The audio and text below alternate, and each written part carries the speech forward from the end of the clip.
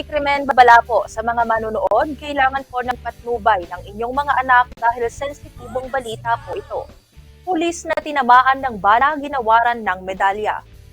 Personal na iginawad ni PRO3 Regional Director Ponce Rogelio Peñones Jr. ang medalya ng sugatang magiting kay PSSG Jake Jacinto ng Bungabon Municipal Police Station.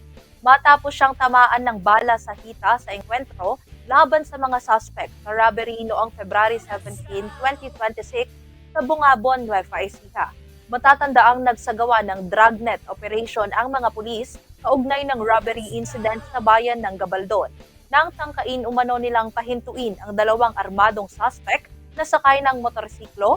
Sa halip na sumuko, pinaputukan ng isa sa mga suspect ang humahabol na police mobile patrol.